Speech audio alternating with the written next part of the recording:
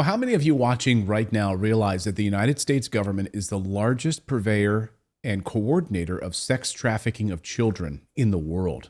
Yes, the United States government, the largest facilitator of child trafficking in the world. It should make all of us sick. And yet, the mainstream media, the corporate media, largely ignores the story almost entirely.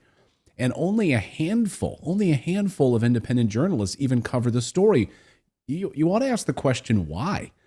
Why? I mean, we cover the story here on the show, and often when we do, we get demonetized, we get blocked, and our programs get taken down. Who is running the show? Why is this allowed to happen, and why is no one talking about it? Well, our next guest is one of the only ones talking about this. That's J.J. Carroll, former Customs and Border Protection agent for 24 years, putting together a brand new documentary on this very issue. You can find out more about this by going to thisistreason.com. And we'll have it linked up in the description below. And he's been doing amazing work on this. And JJ is back on the show. JJ, welcome back. Good to see you.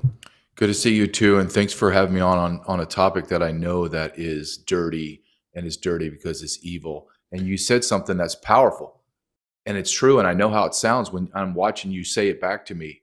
It makes me go, oh gosh, the United States government is the largest purveyor in child sex trafficking in modern history. And that's true. And I know it's uncomfortable for Americans to hear, but the evidence is damning, and it's literally right in front of your face. And you're right, no one's covering it. It's really disturbing. I mean, today of all days, today's June 6th, when we're doing this interview here. This is the 80th anniversary of D-Day. And you think about the ideal of America. You think of what those men died for on the beaches of Normandy. The ideal of freedom, the ideal of justice, the ideal of the United States Constitution. For these individuals to hear that their United States government is the largest, dirtiest facilitator of child trafficking in the world just must make them absolutely sad to their core, those who are left alive, to think about it. I mean, it sickens me as an American citizen to think about this. And before we get into the details, what you've just uncovered, because we're going to show our audience here what you've just uncovered over the past few weeks as part of this new documentary. Why do you think there is no discussion about this? Why do you think the mainstream corporate media ignores this story? Why do you think even independent journalists, some of our contemporaries, ignore this story completely? Is it because they've sort of compartmentalized part of this story? They can cover the illegal immigration at the border. Fox News can cover that as much as they want. But then when it comes to this piece of the story, they ignore it. Why do you think that is? I think that's part of the machine where they don't want to show the Biden administration a bad light in any way. I think they're complicit. And I also think it's so dirty. When you start talking about women being raped, men murdering each other, all that atrocities, those are horrible. But when you start talking, at least for me, when you start talking about the sexual brutalization, trafficking children across state lines, it's so dirty. It makes people so uneasy and so uncomfortable that nobody wants to talk about it. Look, I as law enforcement of 24 years. I come back from these trips on filming, but this one took me a couple days just to decompress, because what I'm seeing, the enormity, the scale at what our government has created.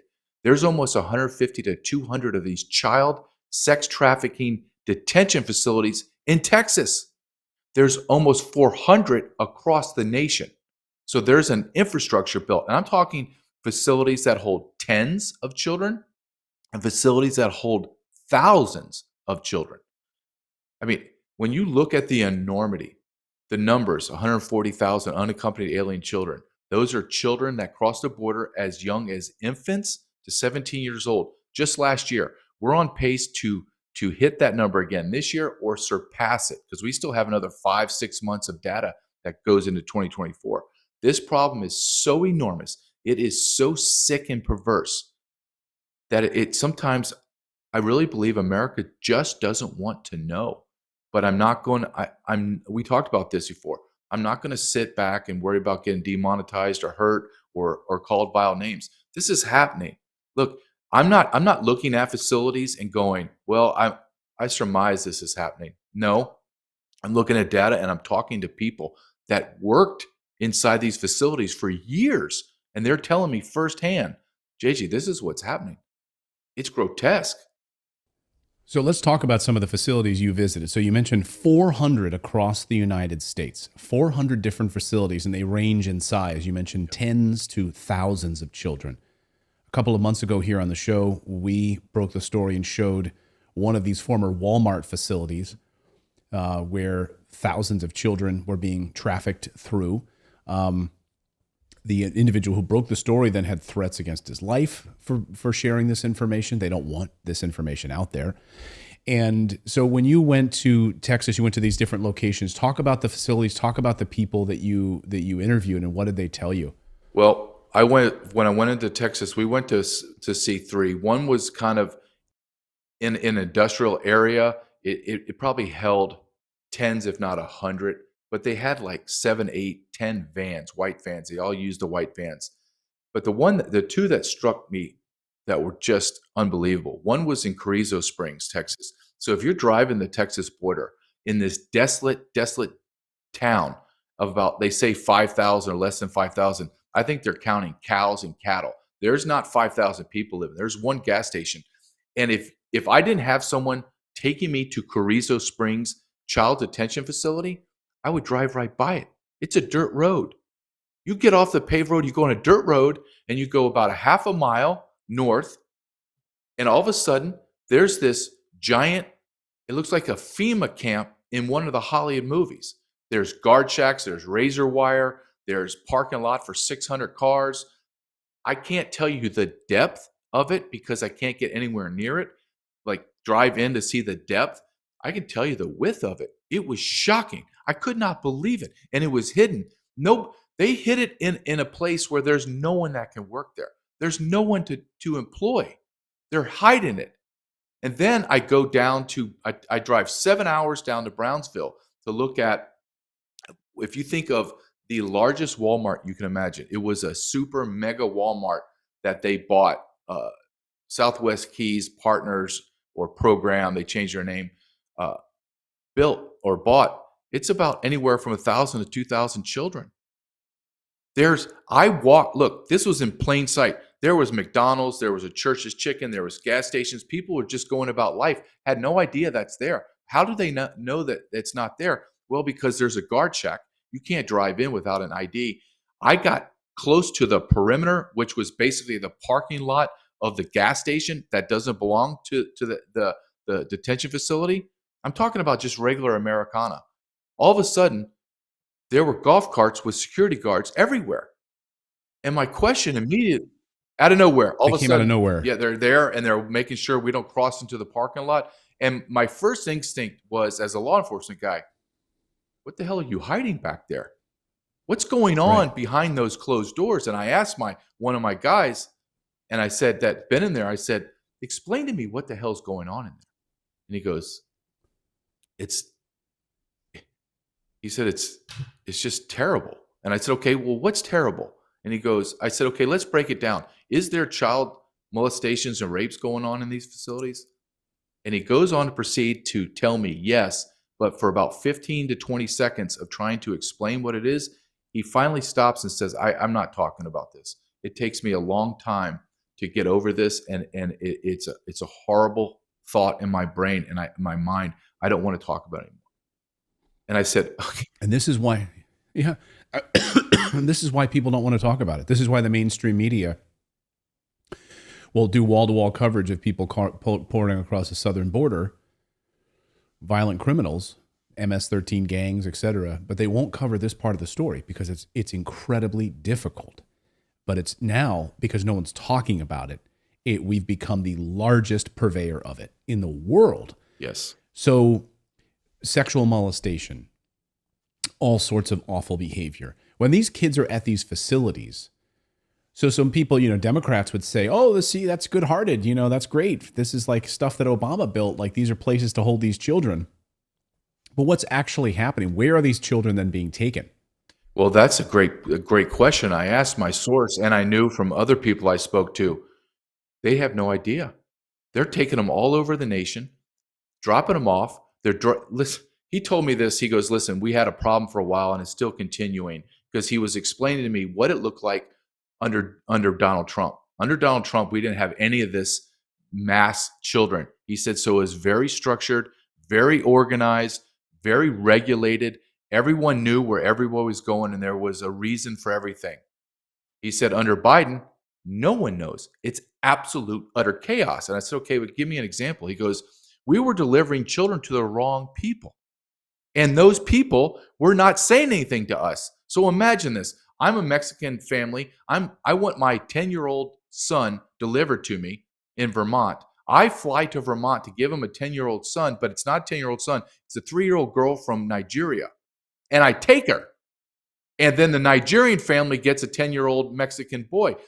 If you believe that, you're a moron. What that is that you are taking these children and giving them to sex traffickers.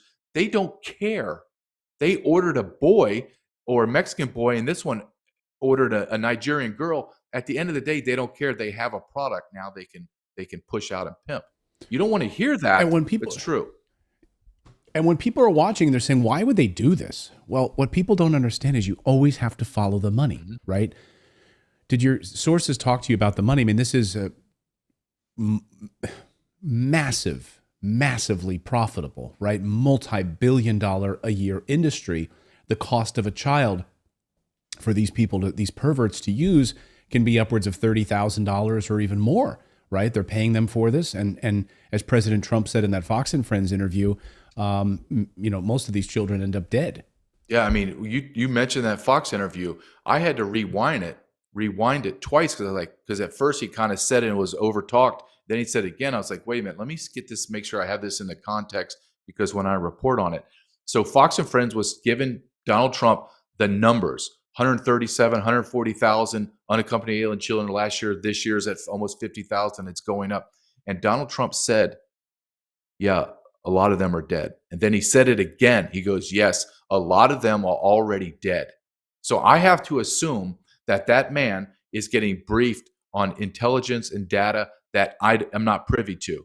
So, but again, so we're talking about child sex trafficking, and then a lot. What is a lot? A lot of them are dead. What in the hell is going on, Clayton? And you're right, the money is exorbitant. So I talk to guys that are involved in child sex trafficking, like the anti side of it, trying to track kids down and stuff. The reason why these kids are so profitable, if I push over a kilo of Coke and I cut it with fentanyl, I sell it one time. Once I digest it, it's over. Well, with children, I can pimp them out 5 to 10 times a day. So my product is earning me money 5 to 10 times a day. Look at what we've become as a nation. This is, Clayton, just so your audience has an idea of the number, 600,000 plus under Joe Biden have been arrested, released. People don't know where they are. I asked my source and several other sources, when you release them, does anybody follow up? Is there any connectability to, like, okay, we gave it to the right person? He said, no. I said, okay, well, under congressional oath, Javier Becerra, Health and Human Services, and the female that runs Office of Refugee Resettlement said under oath, we've lost 85,000. We have no idea. And I said to my source, I believe that number is a lie, 85,000. They lost all of them, haven't they? And he goes, yes, they've lost all of them. That 85,000 is a joke number. How do you lose 600,000 children? That's the city of New Haven. Just disappears. Because it's intentional, right? Yes. You lose them because it's intentional. Absolutely, it's intentional, because I had a very interesting conversation with about two or three men, and I asked them, okay, I said, listen, I want to means test my belief.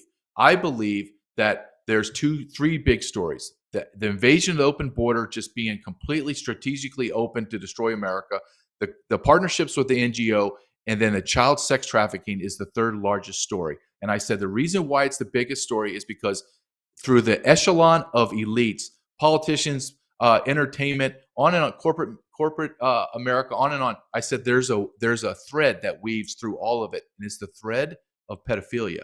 And he said, all of these men that I talked to said, you're absolutely 100% right. That is the thread that is coursing through the United States of America. The world, but mainly in America, we're talking about is the threat of pedophilia. So and I know what we're talking about, Clayton, is unnerving. I understand that it makes people want to just click off, but I want you to understand we live in a society that is brutalizing children to transgender children permanently, destroying them, mutilating their bodies. You're having drag queen story hours in our libraries. You're having drag queen dancing naked in front of our children. Our children are being inundated with which I believe is perversion. And then you question, is this really true? Child sex trafficking? Like, all of this is happening in our face, but I'm telling you something that's hidden, and you're like, well, I don't really believe that. That's conspiratorial. Really? I think it's connected.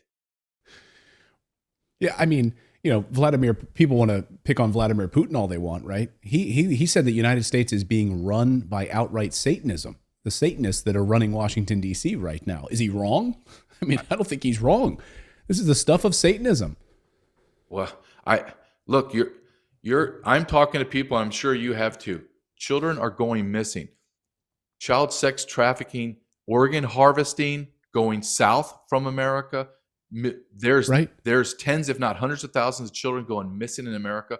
Why would you not, if you were the most evil people in the world and you wanted not only to traffic in children sexually, but organs, child sacrifice, what is the best way to get those children?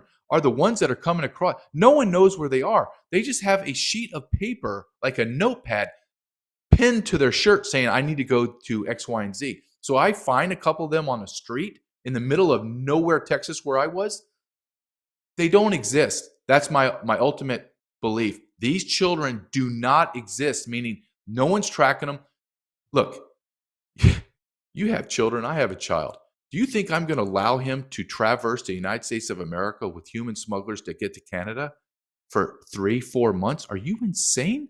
I'm not going to let my son. I have to vet the men and women that he goes to their children's houses. I'm not going to give him to a smuggler. So the parents don't care. They're not tracking their kids. We live in a world that is so evil right now. And I say that not for clicks, not to sell my documentary. I'm just telling you, it took me a couple days just to decompress from what I saw and what I spoke to men about. I'm like, how's no one talking about this? This is right in your face, and no one says a word. It's shocking me. Well, and you were in Texas, Governor Abbott, who professes to be, anti-illegal immigration and all of this. So hundreds of these facilities are on his soil. Where is Governor Abbott? Product of the World Economic Forum. Governor Abbott, an enemy of the United States. Where is he on this story? Oh, everything with him is theater. I'm going to shut the border down.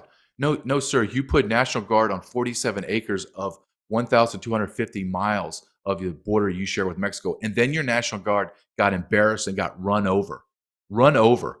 You've done nothing. You have almost 200 of these facilities in Texas. You got to understand, you're looking at about 500 children a day are coming across the border. 500 a day. That's what we know about. That's just what we arrest or give themselves up to the Border Patrol. This number of 600,000 is easily a million and a half.